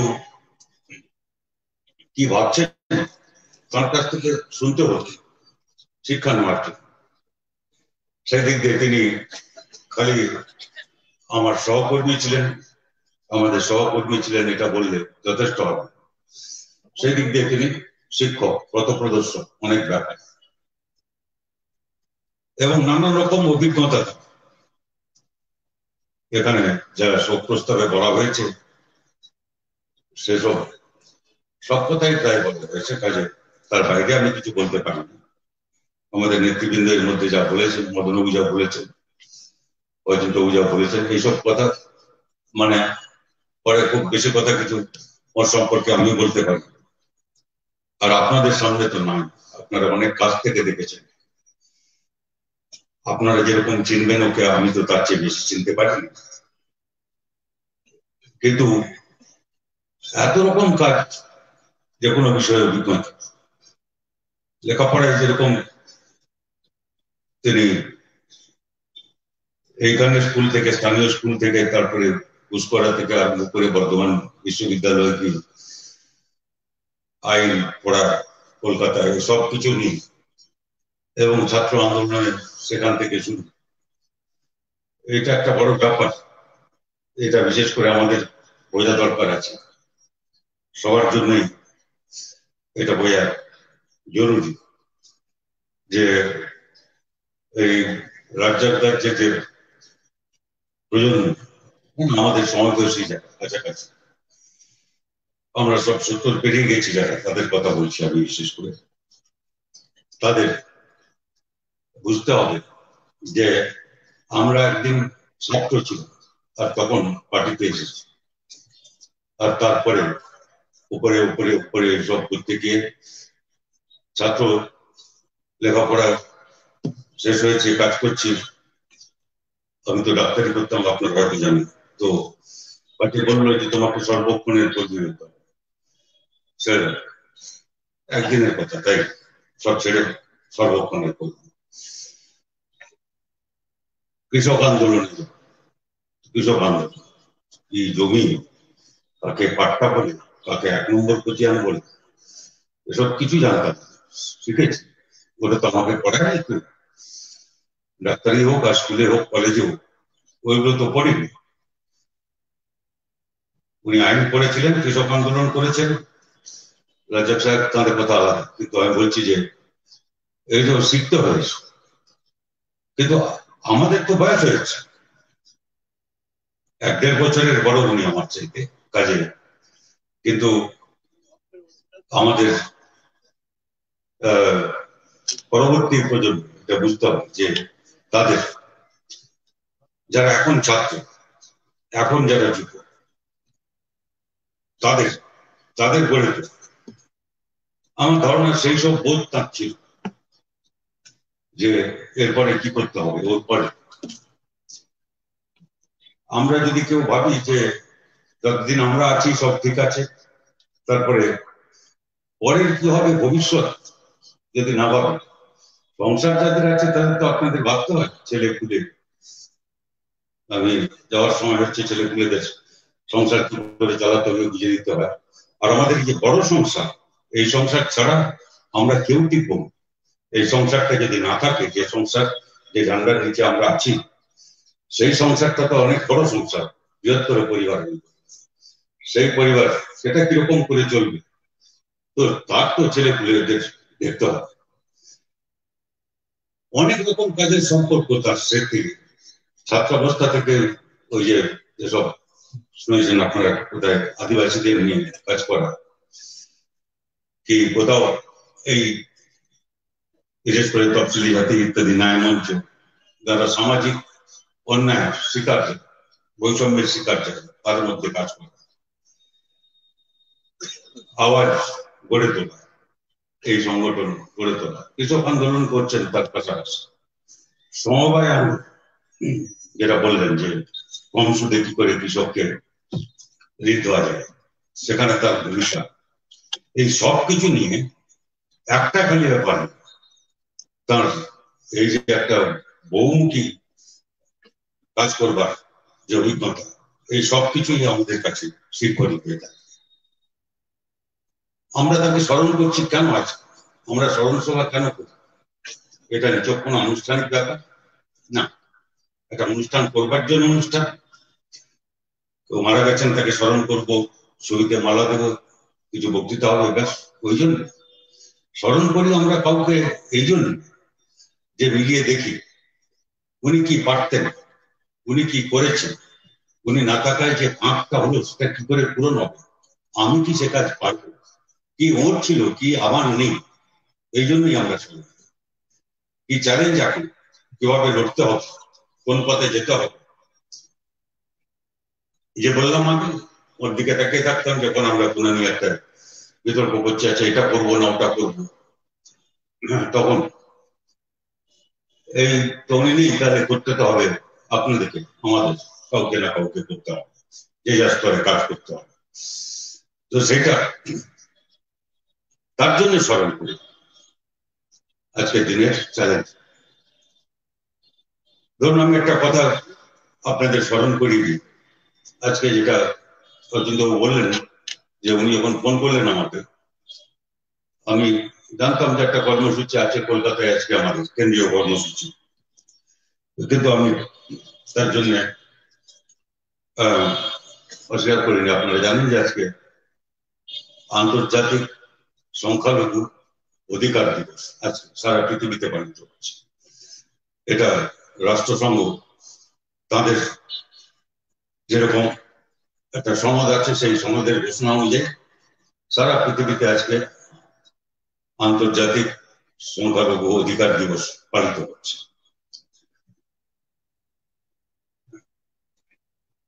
এটা কি ব্যাপার আমি আপনাদের মনে করি যে এই দিনটা, আজকের দিনটা, এরকম ডিসেম্বর মাসের 18 তারিখ 1992 সালে এই সিদ্ধান্ত হয়েছে। আপনি ভাবুন 1992 সালের ডিসেম্বর মাস, 6 ডিসেম্বর 1992 সালে বাবরি মসজিদ ভাঙা হয়েছে, আর 18 ডিসেম্বর ঘোষণা হলো যে আন্তর্জাতিক, সারা এটা ভারতের ব্যাপার ছিল কিন্তু সারা পৃথিবীতে এই দিন সংখ্যালঘু অধিকার দিবস পালিত হয়।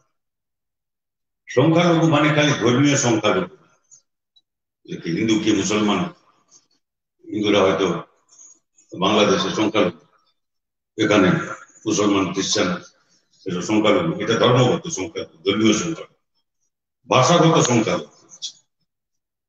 এখানে অনেক মানুষই আছেন, আপনি যত দুর্গাপুর পেরিয়ে আসানসোলের দিকে যাবেন হিন্দি ভাষী, তারা ভাষাগত সংখ্যালঘু। উর্দু ভাষী আছে আসানসোলে, তারা ভাষাগত সংখ্যালঘু পশ্চিমবঙ্গ। আমার কথা তিনি যতটা বুঝবেন উর্দুতে বললে তার চেয়ে ভালো বুঝবেন, যে হিন্দি ভাষী তাই বুঝবেন। এই যে আদিবাসী তফসিলি এই অংশের মানুষ, এরা সামাজিক গোষ্ঠী হিসাবে সংখ্যালঘু, শতাংশ হারে জনসংখ্যার ধরুন, তাদের জীবনযাত্রা, সংস্কৃতি, ভাষা, এইসব লিপি নিয়ম, সেই অর্থে আছে একটা লিপি, কিন্তু নানা রাজ্যে নানা রকম। আদিবাসী সাঁওতালদের অলচিকি সাঁওতালি ভাষা, কিন্তু আদিবাসী মানে তো খালি সাঁওতাল মুন্ডা, তারা মুন্ডারি ভাষায় কথা বলে ইত্যাদি। আমি অনেক কথাই যাচ্ছি।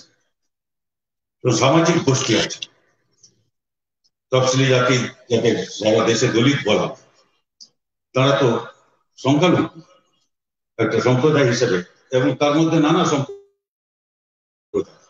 বাগদি হতে পারেন, বাউরি হতে পারেন, কি নমশূদ্র হতে পারেন, কি রাজবংশী হতে পারেন, কত রকম আছে জানেন আপনারা ভালো করে। এরাও এই সংখ্যালঘুদের অধিকার মানে এই সমস্ত মানুষের অধিকার, তার অধিকারের জন্য লড়াই। রাজ্জাক সাহেবের কৃতিত্ব হচ্ছে যে এইসব সংগঠনে তিনি জোর দিয়েছেন। এখন সংখ্যালঘু এই নিয়ে আমাদের যে অবস্থান আপনারা জানেন, ধর্মীয় সংখ্যালঘু তাদের সমস্যা সারা পৃথিবী জুড়ে সমস্যা। এটা নয় খালি ভারতে, আমি সারা দুনিয়ার কথায় আসবো হয়তো দু একটা কথায়, এটা সারা পৃথিবী জুড়ে। আর ভারতে এই সমস্যা খুব তীব্র হচ্ছে। আমি বললাম কি প্রেক্ষাপটে রাম জন্মভূমি, বাবরি মসজিদ ভাঙা হয়েছে, এসব কয়েকদিন আগেও আমরা স্মরণ করেছি, 6 ডিসেম্বরের সময়, তখন আমরা এইসব স্মরণ করেছি। কেউ ভাবতে পেরেছিল যে এটা এরকম করে ভাঙতে পারবে?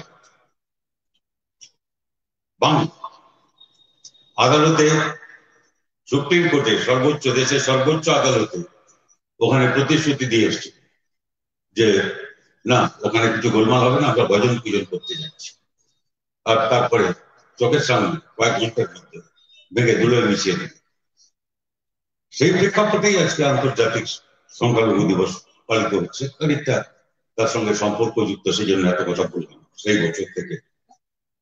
আর এখন আপনি দেখুন যে ওইখানে ওই মন্দির বানানো, ওইখানে বানানো, ওইটা বলেছিল যারা, তারা তাই করবে। দেশের সর্বোচ্চ আদালত পর্যন্ত গেল, সুপ্রিম কোর্ট বলেছিলেন যারা এটা করেছে এটা জঘন্য অপরাধ, অপরাধীদের কি হবে, আরো বিচার হয় না, বেকসুর খালাস পেয়ে। সুপ্রিম কোর্ট কি বলতে পারলেন দেশের সর্বোচ্চ আদালত যে হ্যাঁ ওখানে আগে মন্দির ছিল তারপরে মসজিদ হয়েছে? না, তা বলতে পারো। আমরা জানি ভালো করে 1527 সাল ইতিহাস যারা পড়েছি আমরা সবাই জানি, মুঘল সাম্রাজ্য শুরু প্রথম পানিপথে যুদ্ধ দিয়ে ইব্রাহিম লোধি হারলেন, বাবরের নেতৃত্বে জিতলেন। মুঘল সাম্রাজ্য শুরু হলো 1526 সাল, 27 সালে ওই সময় ওই বাবরি মসজিদ তৈরি হয়েছে, তাই জন্য বাবরের নাম। আর এরা বলছেন তার আগে ওখানে রাম জন্মভূমি ছিল। কোন যুক্তি আছে? সুপ্রিম কোর্টে প্রমাণ হয়েছে? না, কোনো প্রমাণ। বহু বিশেষজ্ঞ ইত্যাদিদের পরীক্ষা হয়েছে ওখানে কোন মন্দিরের কাঠামো কোনোদিন ছিল কিনা, হয়নি। সুপ্রিম কোর্ট কি বললেন? বিশ্বাস। কারো বিশ্বাস হলো যে এখানে উনি রাম জন্মেছিল। আশ্চর্যের ব্যাপার, কোনো যুক্তি নেই। রাম কবে জন্মেছিলেন এ কেউ দাঁড়িয়ে দেখছিল? ওখানে কোথায় জন্মেছিলেন? ওই বানায়, এইখানে মন্দির বানায়, ওইখানে। এই যে তথাকথিত সংখ্যা গরিষ্ঠ অংশের সাম্প্রদায়িক শক্তি, তার রাজত্ব, এবং সেইখানে বানালে সুপ্রিম কোর্ট বলেছিল যে ট্রাস্ট বানাবে জমিদারের, আর বানাবার জন্য আলাদা জায়গা, এখানে আলাদা জায়গা দিয়ে ওরা বলেছে আমরা ওই জমি নেবো, আমাদের পয়সা তুলে আমরা ওখানে বানাবো মসজিদ, যদি বানাতে আমরা বানাবো, আমাদের সরকারের পয়সা। ট্রাস্টের জমিতে গিয়ে উনি শিলান্যাস করলেন, কে? প্রধানমন্ত্রী আমাদের নরেন্দ্র মোদী। ওর তো ট্রাস্টের কেউ নাম, সরকারকে পারেন। সুপ্রিম কোর্টে ধরেন ট্রাস্টকে দিয়েছে, প্রধানমন্ত্রী গেলেন, রাজ্যপাল গেলেন, মুখ্যমন্ত্রী গেলেন, তারা সব ওইসব করলেন, ভূমি পূজন ইত্যাদি ইত্যাদি, এসব মন্দির তৈরি হচ্ছে ওখানে, ইতিহাস মুছে দেওয়ার চেষ্টা হচ্ছে। কথা হচ্ছে যে যেদিন করলেন সেটা 5ই আগস্ট। ঠিক 5ই আগস্টের দিনটাও আপনি ভাবুন যে সেই দিন ঠিক 1 বছর আগে 5ই আগস্ট জম্মু কাশ্মীর আমাদের একেবারে উত্তর সীমান্তে ঐতিহাসিক একটা যার ভূমিকা আছে। স্বাধীনতা আন্দোলনের ইতিহাস যারা জানে তারা সবাই পড়েছে। এই অন্ধদের ছাড়া এরা এরা ধর্মান্ধ, ধর্মের চোখ করেনি, অন্ধ করেছে ওদের জম্মু কাশ্মীর ভেঙে দিয়েছিল। একটা রাজ্য সংবিধানের একদিনে 12 ঘন্টার মধ্যে একটা রাজ্য মুছে দিল, ভেঙে 3 টুকরো করে দিল। আর তার স্বাধীনতা সংগ্রামের ইতিহাস হচ্ছে এই, দেশ যখন স্বাধীন হয়, ব্রিটিশরা যখন ছেড়ে যাবে, তখন ভারত পাকিস্তান ভাগ হল, যার বিরুদ্ধে ছিল গান্ধীজি থেকে আরম্ভ করে ভারতের জাতীয় কংগ্রেসের অনেকেই, সবাই ছিলেন, আমি তা বলতে পারবো, কমিউনিস্টরা, সোশ্যালিস্টরা, বামপন্থীরা, এক দেশ আমাদের। রবীন্দ্রনাথ জাতীয় সঙ্গীত যা এখনো চলে, যেটা এখন ওই একটা বিজেপির লোক, ও অনেক দল করেছে, ও বলছে যে ওখান থেকে এটা বদলাতে হবে, কারণ সিন্ধ আছে, সিন্ধ, তখন তো সিন্ধ আলাদা হবে কেউ ভাবেনি। পাঞ্জাব, সিন্ধ, সিন্ধু, গুজরাট, মারাঠা, দ্রাবিড়, উৎকল, বঙ্গ, জনগণ মত। রবীন্দ্রনাথ যখন লিখেছিলেন তখন সিন্ধ মানে হচ্ছে ওই যেটা এখন পাকিস্তানে আছে সেই, কিন্তু একসঙ্গে লড়াই, একটা দেশে।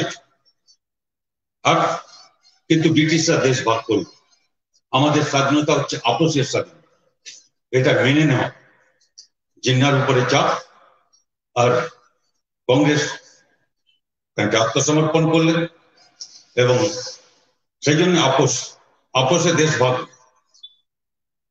কিন্তু কাশ্মীর কোন দিকে যায়? রাজা হিন্দু,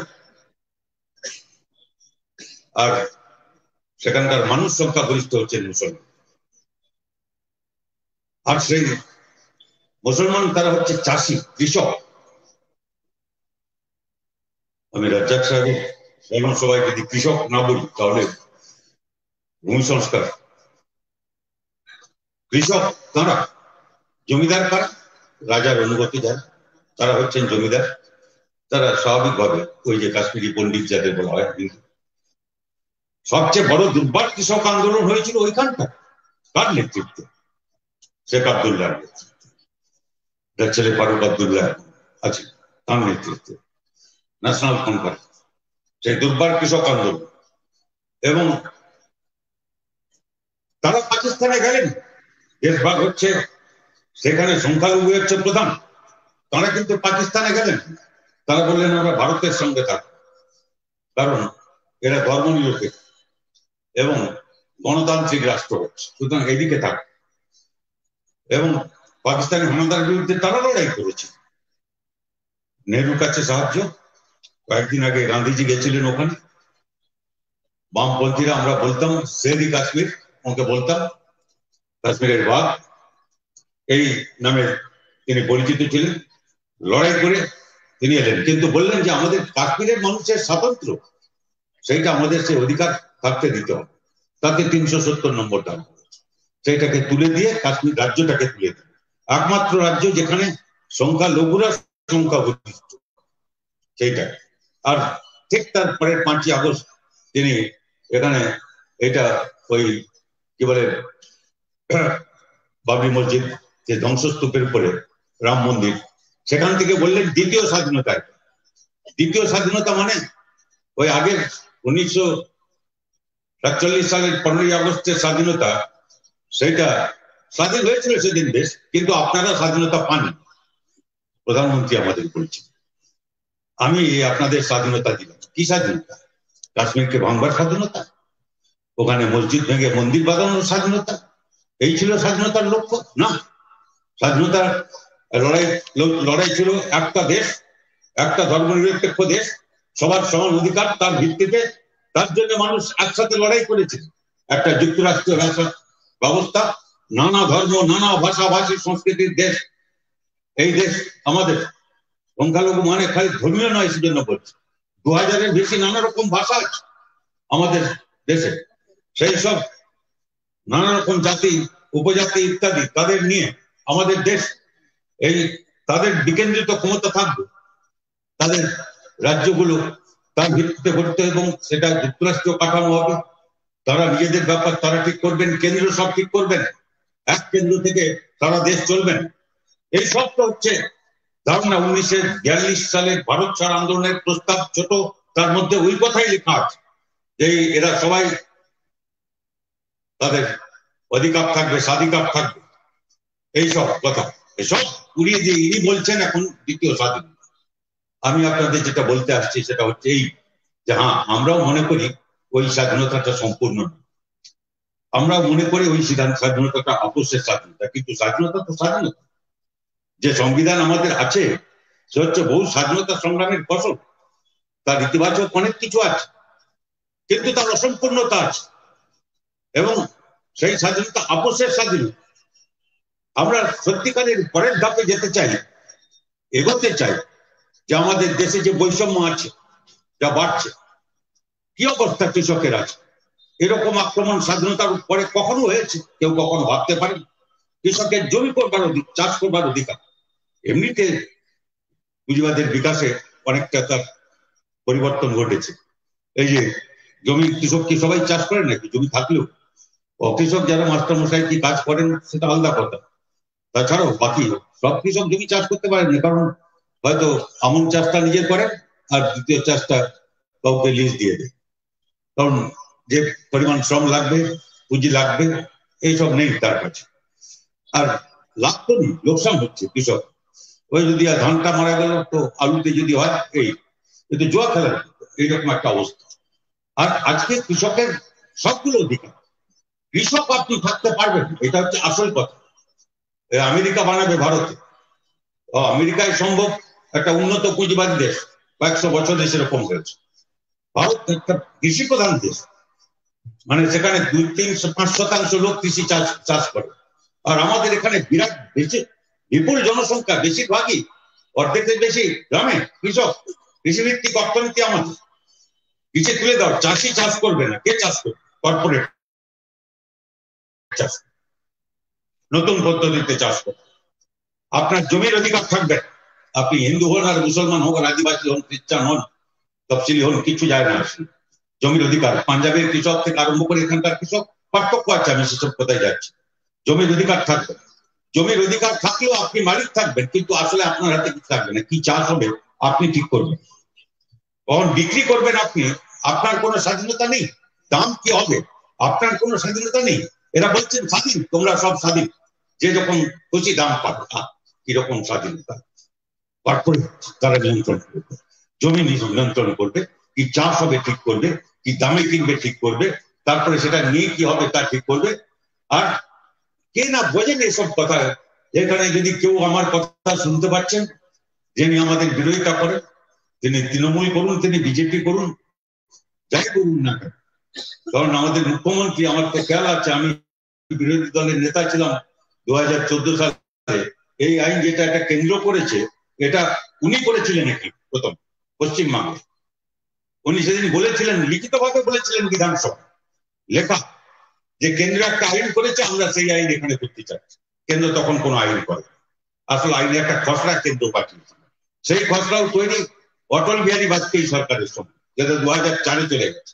10 বছর পরে উনি বলেন, অটল বিহারী বাজপেয়ী মন্ত্রিসভায় উনি মন্ত্রী ছিলেন, এটা ভুলতে পারছেন না। আর সেই খসড়াটা কোনখান থেকে বের করে ধুলো মুলো থেকে ঝেড়ে উনি বললেন এইটা আইন আছে, কেন্দ্রের আইন। আমি বিরোধী দলের নেতা ছিলাম, আমি বললাম এটা আইন নয়, এটা আইনের খসড়া, আপনার করতে ভুল হয়েছে, লিখেছেন ভুল, ছেপেছেন ভুল। খুব লজ্জায় পড়লেন স্পিকার, কি করবেন, বিল পাস করলেন, সত্যি মুশকিল। আমরা দাবি করেছিলাম সিলেক্ট কমিটিতে দিন, তারপরে সব আলোচনা হবে।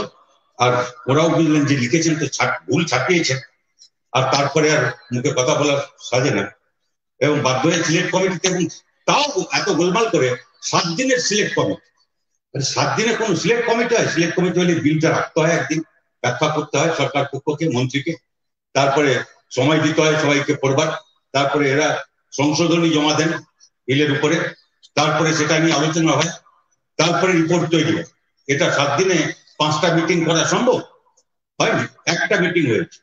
আমার খেয়াল আছে আমি ওই মিটিং এ ছিলাম, আর ওই কৃষিমন্ত্রী ওই অরূপ রায় বোধ ওর নাম, উনি এখন কে, ওদের মন্ত্রী কে কটা কখন আছে, এদিকে কোথায় আছে, কোন দলে গেছে, কি আছে তখন ঠিক নেই তো, সেটা আমি বলতে পারছি না উনি কোথায় আছেন। কিন্তু এই হাততালির জন্য আমি বলি, এই সবাই হাততালি কি ভালো লাগে না।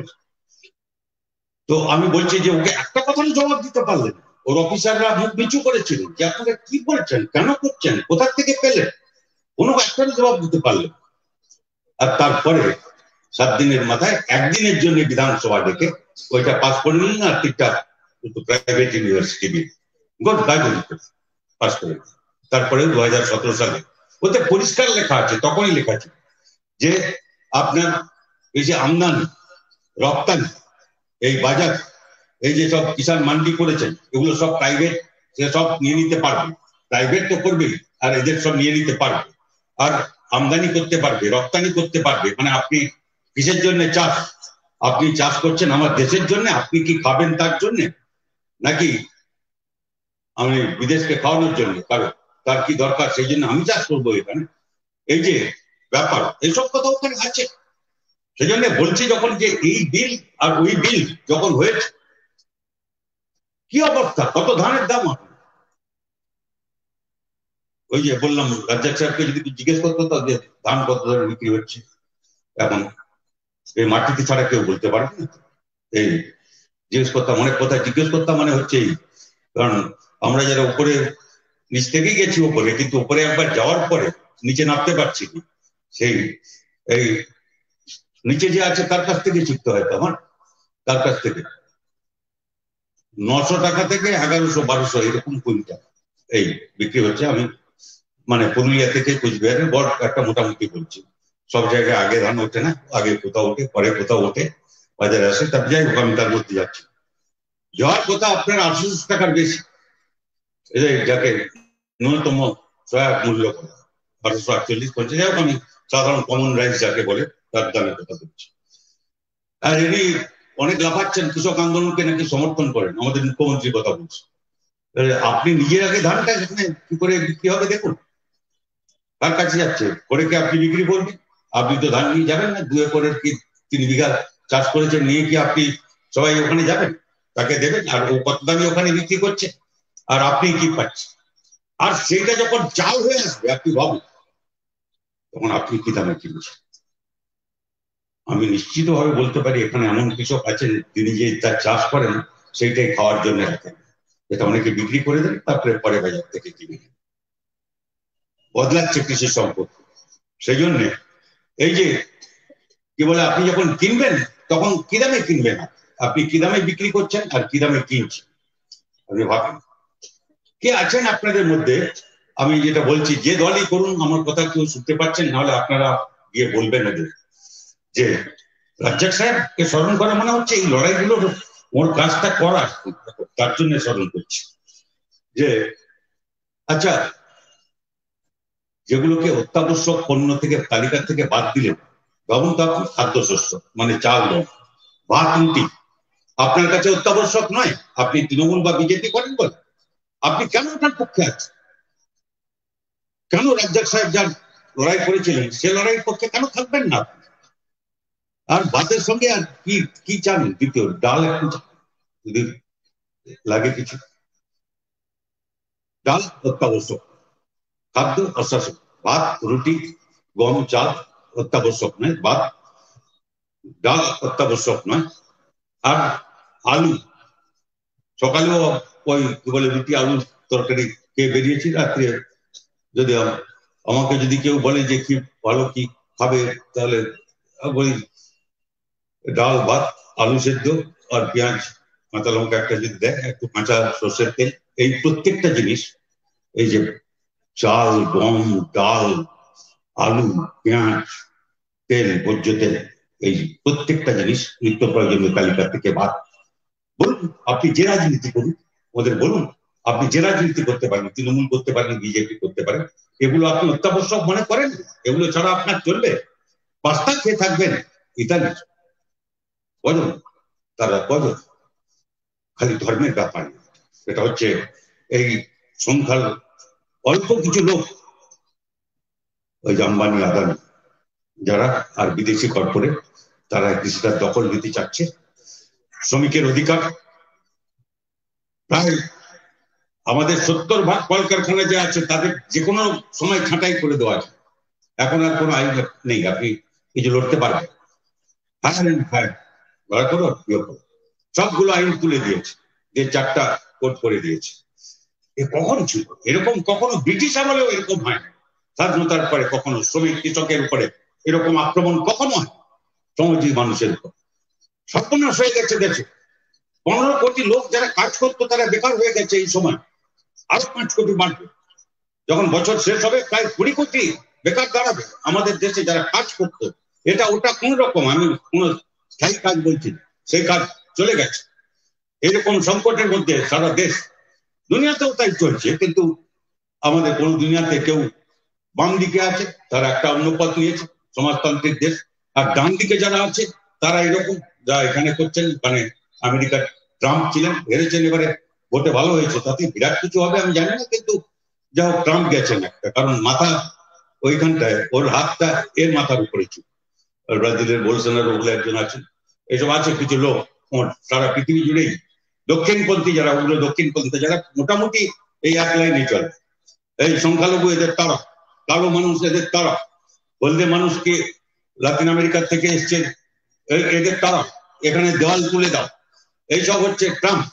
আর এখানে হচ্ছে উনি দেওয়াল তুলছেন, ইনি মন্দির তুলছেন, পার্থক্য আর বিশেষ কিছু নেই।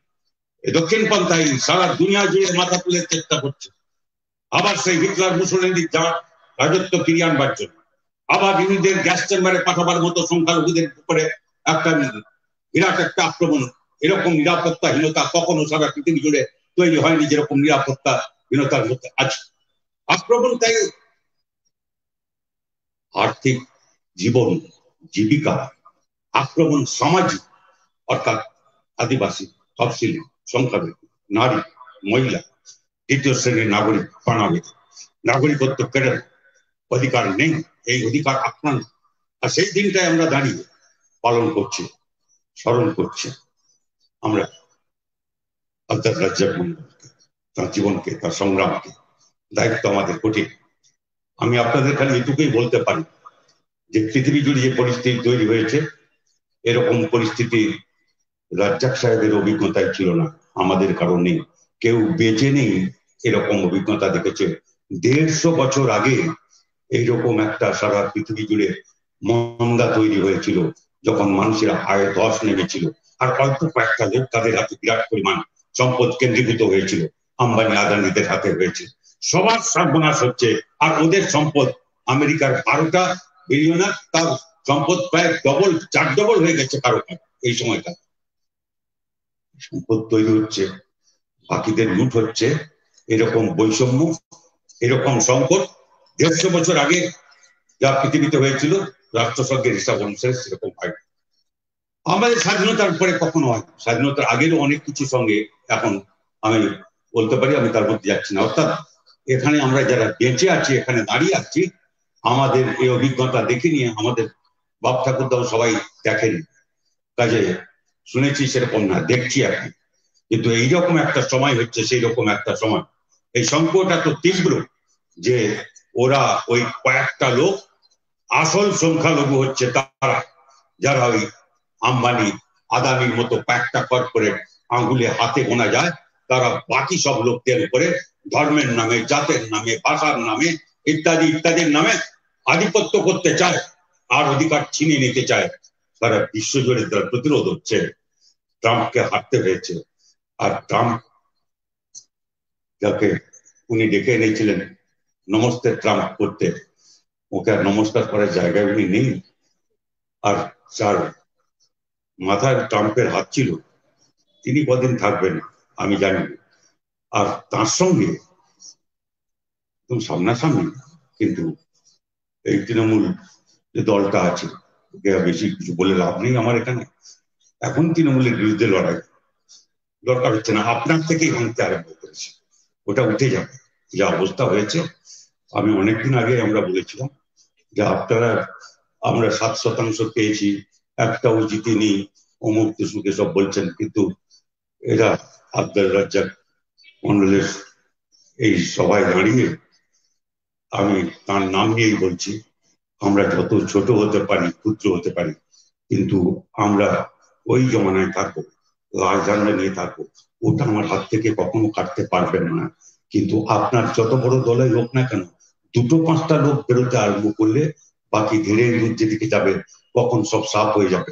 আমি ওর জন্য খাতির করি না, একটু খুচরো লোক এখানে যিনি আছেন, এখানকার যে সরকার, ওটাকে বেশিক্ষণ লাগবে না। যদি কোথাও আপনার এলাকায় থাকে তাহলে বিজেপি কি ঢুকতে দেবেন? বিজেপি ওদের তারাই এরকম যেন না হয়। তাড়াতে হয় আপনাদের, তাড়াতে হবে, ও চলে যাবে। আপনারা কয়েকবার দিন চলে গেছে, তাড়াতে হবে আপনাকে। বিজেপি আপনি যদি না তাড়াতে পারেন তাহলে বিজেপি ওই জায়গাটা দখল করতে, ওদের 1 ইঞ্চি জমি ছাড়া যাবে।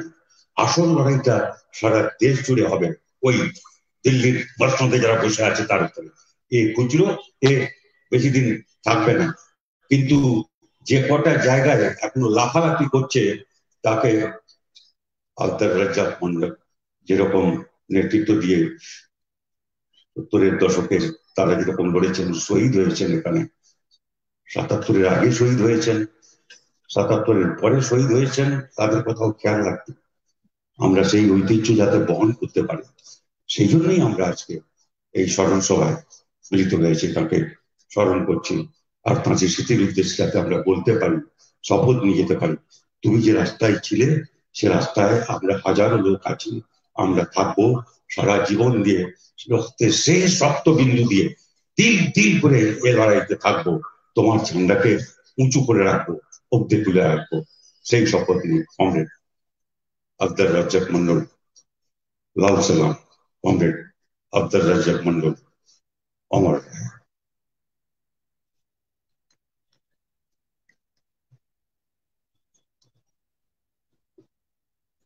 কংগ্রেস এবং বন্ধুগণ,